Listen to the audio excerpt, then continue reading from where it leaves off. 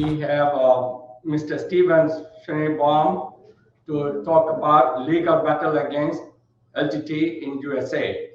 Stephen is an attorney at Stephen M. Schneebaum, PC, helping people with international issues. He was selected to Super Lawyers for 2007, 2010, 2013 to 2022. Super Lawyers is an exclusive list of top-rated attorneys in specific practice areas who were chosen after thorough evaluation of numerous criteria. We welcome Stephen now. It is a great honor for me to be invited to speak to this inaugural ceremony of the TGTE Parliament this morning, and I am most grateful to your Prime Minister, Mr. Visuvanathan Rudrakumaran, for extending this invitation to me. All of you in this assembly are familiar with the efforts of the TGTE to bring about the delisting of the Liberation Tigers of Tamil Eelam as a proscribed organization under the laws of England and Wales. My goal today is to familiarize you with parallel work being done here in the United States to delist the LTTE under the Anti-Terrorism and Effective Death Penalty Act of 1996. The statute in this country provides for the proscription of foreign terrorist organizations, FTOs, should the Secretary of State make findings concerning the involvement of such organizations in acts of terrorism, such as assassinations, hijackings, bombings, and other comparable criminal conduct. To be listed as an FTO, a group must have the capability and intent, those are the critical words, the capability and intent to engage in those categories of acts, and it must thereby threaten United States nationals or the national security of the United States. As the law was originally written in 1996, designations were effective for 2 years and had to be reevaluated after that time. But after amendments to the statute in 2007, this was changed to a duration of 5 years, subject to review, with the opportunity for the organization to urge delisting on the basis of changed circumstances. The LTTE was originally listed as an FTO in 1997, and the designation has been renewed periodically, with the most recent determination announced in 2016. Under statutory procedures, the Secretary is therefore required to reconsider the evidence in 2021, and he announced his intention to do so in October. In late July of this year, on behalf of the TGTE, my law firm filed a petition with the Secretary to delist the group, and that request is currently pending before the Department of State. In our 42-page submission, and in its 5-page supplement addressing the conclusions of Secretary Patel in the UK, we made essentially 2 very straightforward arguments. First, the LTTE effectively ceased to have the organizational capacity to engage in terrorism when the civil war in Sri Lanka ended in 2009. And it no longer has either the capability or the intent to do so. And second, we contended that the continued listing in the absence of evidence has the presumably unintended consequence of deterring entirely peaceable organizations, like the transnational government, from recruiting, enlisting, or working together with supporters from the Tamil diaspora or otherwise from publicly espousing the cause of Tamil Eelam. For both of these reasons, individually and together, there is no longer a proper statutory basis for the listing, with its very serious consequences for defenders of the Tamil cause. Providing material support for an FTO in the United States is a criminal offense, and our Supreme Court has held that this interference with what might otherwise seem to be protected political activity is constitutionally justified. But the law is clear. The Secretary must be able to report based on a defined record that the banned organization is currently engaged in prohibited activities. And as you are all aware, that is no longer true of the Liberation Tigers of Tamil Eelam. We have taken great care to demonstrate to the department that the allegations of ongoing LTTE violence, including those on which the Home Secretary of the United Kingdom continues to rely, are unsupported by the facts. We do not and cannot deny that certain individuals in Sri Lanka who may have had past involvement with the LTTE have been accused, with or without evidence, of preparing for or committing acts of physical violence or cyber attacks with potentially harmful effects. But that does not, of course, demonstrate the resurgence of an organization without leadership, without headquarters, without assets, and certainly without weapons. As a highly respected United States appellate judge, Richard Posner, recently articulated in a judicial opinion, and I'm quoting, "An organization is not a terrorist organization just because one of its members commits an act of armed violence without direct or indirect authorization, even if his objective was to advance the organization's goals," unquote. And in this case, it is no longer appropriate even to refer to potential culprits as members rather than as former members of the LTTE. It is important for me to communicate to you that we have not asked the department to endorse the cause of Tamil Eelam, nor would it be appropriate for us to do so. We do not ask it to address the human rights abuses against the Tamil community attributed to the Sri Lankan government.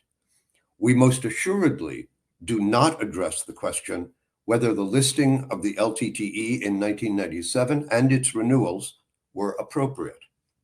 Rather, we ask only that the government recognize the legitimacy of the political ambitions of the Tamil diaspora. We ask, in other words, simply for the right to have the question of Tamil independence debated freely and openly and without hindrance in the United States in the marketplace of ideas, unhindered by the coercive power of the state to delegitimize one side of that debate. And of course, for that reason, the political issue cannot be entirely separated from the legal one. When the United States condemns the LTTE as a terrorist group, it invites the inference, despite Judge Posner's warning, that all who support a separate Tamil state are at least affiliated with, if not openly supporters of, terrorist tactics to achieve that goal. And that is deeply unfair. It is why the Sri Lankan state is so keen to keep the LTTE proscribed, and why the Sri Lankan embassy reacted so strongly to a bill introduced last year in the House of Representatives that refers to the LTTE as, quote, an armed Tamil independence organization, and not as a terrorist organization. The ambassador also reacted strongly to the measure's reference to the northeast of the country as, quote, the traditional Tamil homeland, and to that area as historically oppressed. The Sri Lankans' response predicted that, quote, the resolution's willful ignorance of the USA's own security concerns about the LTTE and its front organizations, and efforts at glorification of terrorism will give inspiration to rump elements of the LTTE and its numerous front organizations within the US and across the world, as well as to other terrorist organizations.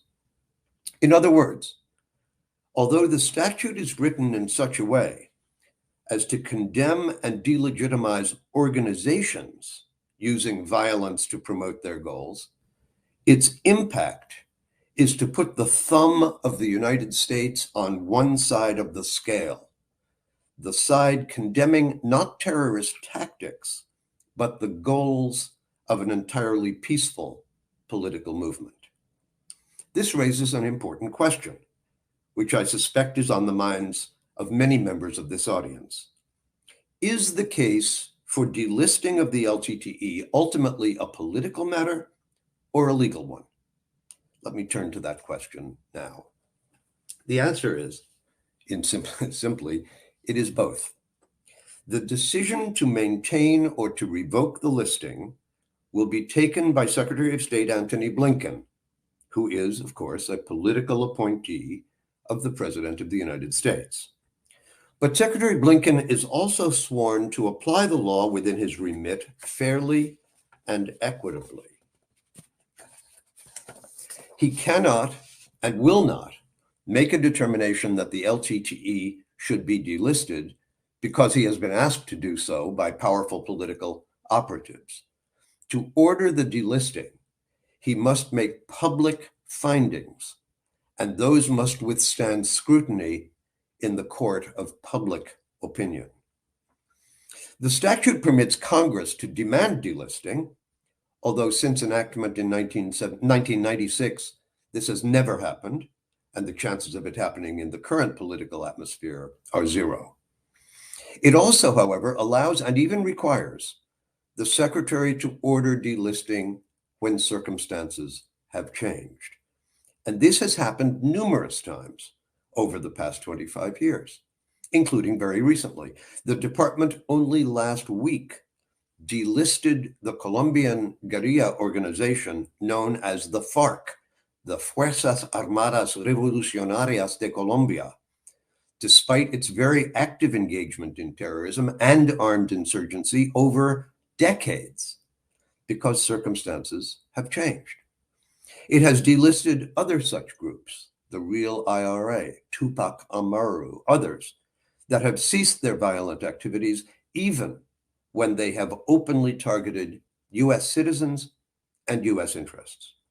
So for the Secretary to do the right thing in this case, to recognize that the LTTE does not currently have the capability and intent to engage in terrorism, he must reach that conclusion based on evidence. By all means, the support of members of Congress urging that outcome would be most welcome.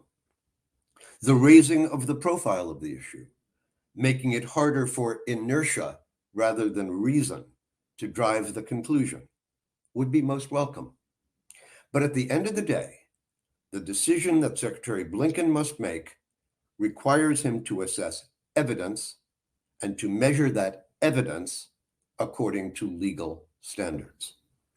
I should add that I come to this exercise with a certain amount of personal experience. I represented the People's Mojahedin Organization of Iran in its efforts to be delisted as an FTO beginning in 2008. Our petition was denied by Secretary of State Condoleezza Rice, and her refusal to change her position was affirmed by her successor, Hillary Clinton. Ultimately, however, we were able to persuade the United States Court of Appeals for the District of Columbia Circuit that the decision was not adequately grounded in evidence and that the government's hand was therefore forced. The PMOI was delisted by the department in September of 2012, and this remains the only illustration of a case in which the organization itself was able to use the legal process to achieve delisting. Of course, Secretary Clinton was subject to political influence, But at the end of the day, she properly handled the matter as one grounded in facts and evidence, and in the application of the law to that evidence. We are hopeful, of course, that our efforts to persuade Secretary Blinken will be successful. If they are, then the Tamil diaspora in the United States and organizations committed to Tamil Eelam around the world should be able to assume the place in public discourse that they deserve to occupy. Moreover, the delisting will send a signal to the government in Colombo that it cannot glibly tar its political opponents with the brush of terrorism. If our efforts do not succeed, then a decision will have to be made concerning next steps. No such decision has yet been taken, and I am hopeful that whatever is to happen next will itself be the subject of lively and free debate among this group and among all of those who, like you, are committed to achieving Tamil Eelam by orderly, peaceful, and democratic means. I am most grateful to you for your attention and for this opportunity to explain the legal strategy adopted under Rudra's guidance by the TGTE in the United States. I wish you the very best of everything as this sitting of Parliament gets underway, and if I may be bold enough to try to say so, Mikka Nanri. Thank you very much. அமெரிக்காவில் தமிழீழ விடுதலை புலிகள் மீதான தடைக்கு எதிரான சட்டம் போராட்டம் குறித்தான அந்த மல அறிஞருடைய கருத்தினை இப்பொழுது நீங்கள் தமிழாக்கம் செய்து தருவதற்கு உங்களுக்கான நேரம். மிக்க நன்றி. அண்மையில் நீங்கள் சூப்பர் லாயர் என்று அமெரிக்காவில் அழைக்கப்படும் சட்டத்தரணி ஸ்டீன்பாம் அவர்களுடைய பேச்சை கேட்டீர்கள். அவர் அமெரிக்காவில் பிரித்தானியாவை போலவே ஏன் விடுதலை புலிகள் மேல் உள்ள தடை நீக்கப்பட வேண்டும் என்பதற்காக சட்ட போராட்டத்தில் நாடு கடந்த தமிழீழ அரசாங்கத்துக்காக ஈடுபட்டுள்ளார். அவர் இந்த தடை சார்ந்த பல விளக்கங்களை கொடுத்துள்ளார். இந்த பட்டியலில் தமிழர் விடுதலை புலிகள் ஏன் சேர்க்கப்பட்டனர், அதை எடுத்து என்ன செய்ய வேண்டும் என்பதை பற்றி மிக விளக்கமாக சொன்னார்.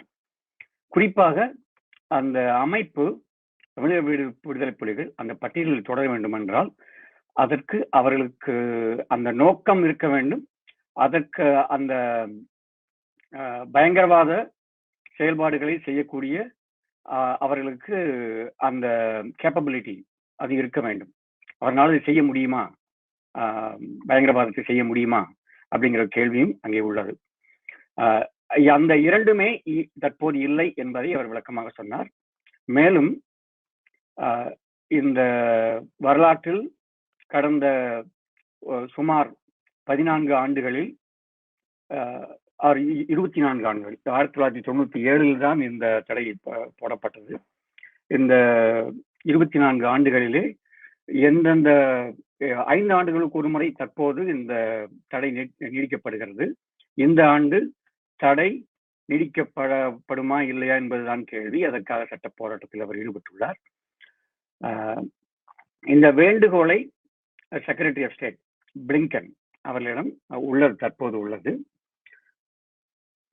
இந்த தடை ஏற்படுத்தப்பட்ட அமைப்புகளிலே சில அமைப்புகள் மீது தடை விலக்கப்பட்டுள்ளது. உதாரணமாக கொலம்பியா நாட்டில் உள்ள ஃபார்க் என்ற அமைப்பு மீது ஏற்படுத்தப்பட்ட தடை நீக்கப்பட்டது. அதே போல ஈரானிய நாட்டைச் சேர்ந்த பீப்புள்ஸ் முஜாஹிதீன் என்ற அமைப்பை தடை செய்திருந்தார்கள். அந்த தடையை எதிர்த்து ஸ்டீவன் ஸ்டீன்பாம் அவர்கள் வழக்காடு மன்றத்திலே வழக்காடி அந்த வழக்காடு மன்றம் அந்த தடை போடப்பட்டது தவறானது, அதற்கான முகாந்திரம் இல்லை என்று அவர் வாதாடி அதில் வெற்றி பெற்றார். பின்னர் அந்த வெற்றியை ஒட்டி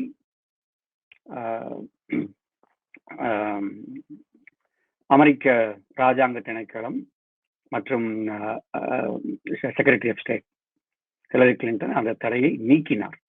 அது திரு ஸ்டீவன் அவர்களுடைய மிகப்பெரிய வெற்றி. அதே போல இந்த ஆண்டும் தமிழீழ விடுதலை புலிகளுக்கு எதிரான தடையை எதிர்த்து ராஜாங்க திணைக்களம் ஸ்டேட் டிபார்ட்மெண்டிடம் இந்த விண்ணப்பம் வைக்கப்பட்டுள்ளது. அதை அவர்கள் மிக கூர்மையாக நோக்கி கொண்டுள்ளார்கள். மிக விரைவில் நமக்கு ஒரு நல்ல செய்தி வரும் என்ற நம்பிக்கையில் காத்திருக்கிறோம். திரு ஸ்டீவன் அவர்களுக்கு நமது மனமார்ந்த நன்றிகள். மிக்க நன்றி சுந்தர் குப்புசாமி அவர்களுக்கும் இதேவேளை ஸ்டீவன் அவர்களுக்கும் எங்களுடைய நாடு கடந்த தமிழ் அரசாங்கத்தின் சார்பிலும் உலக தமிழ் மக்கள் சார்பிலும் நாங்கள் நன்றியை கூறிக்கொள்கின்றோம். நன்றி.